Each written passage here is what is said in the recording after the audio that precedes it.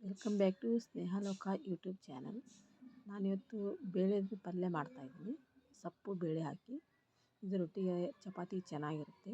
ಇದು ಬನ್ನಿ ಹೇಗೆ ಮಾಡೋದಂತ ನೋಡ್ಕೊಂಬರೋಣ.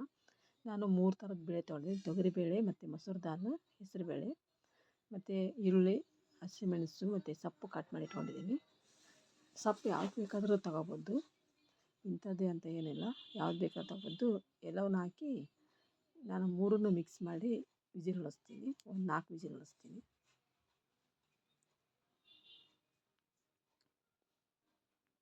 ಇವೆಲ್ಲ ಇದರಲ್ಲೇ ಬೇಯಿಸ್ಬಿಡ್ತೀನಿ. ಇದರಲ್ಲೇ ಹಾಕಿ ಬೇಯಿಸ್ತೀನಿ ಎಲ್ಲದನ್ನು. ಸೊಪ್ಪು ನೀವು ಯಾವ್ದು ಬೇಕಾದ್ರೂ ತೊಗೋಬೋದು, ಇಂಥದ್ದು ಬೇಕು ಇಂಥದ್ದೇ ಅಂತ ಏನಿಲ್ಲ, ಯಾವ್ದು ಇರುತ್ತೆ ಅದನ್ನು ತೊಗೋಬೋದು. ಇದು ರೊಟ್ಟಿ ಜೊತೆಗೆ ಚಪಾತಿ ಜೊತೆಗೆ ತುಂಬ ಚೆನ್ನಾಗಿರುತ್ತೆ. ಒಂದು ಸಲ ಮಾಡಿ ನೋಡಿ ಈ ಥರ.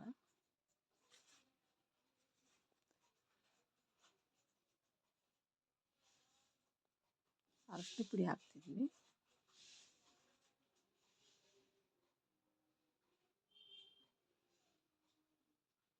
ಉಪ್ಪು ಹಾಕ್ತೀನಿ.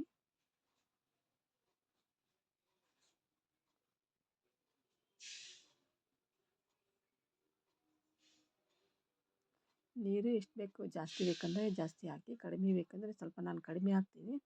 ಆಮೇಲೆ ಬೆಂದಮೇಲೆ ಮತ್ತೆ ಬೇಕಂದರೆ ಹಾಕ್ಕೊಂಡು ನಾನೆಲ್ಲ ಸರಿ ಮಾಡ್ತೀನಿ. 3 ಇಲ್ಲ 4 ವಿಜಿಲ್ ಹೊಡಿಸ್ಬೇಕು.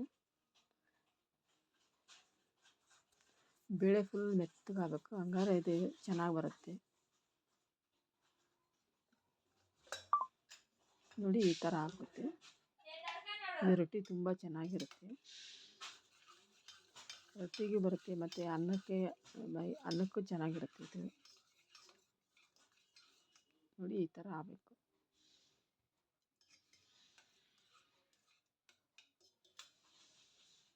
ಇದಕ್ಕೆ ಒಗ್ಗರಣೆ ಕೊಡ್ತೀನಿ.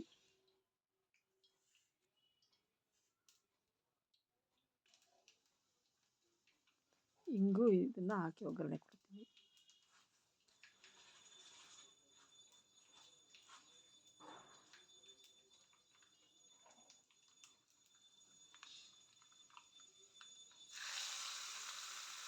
ನೋಡಿ ಫ್ರೆಂಡ್ಸ್, ರೆಡಿ ಆಯಿತು.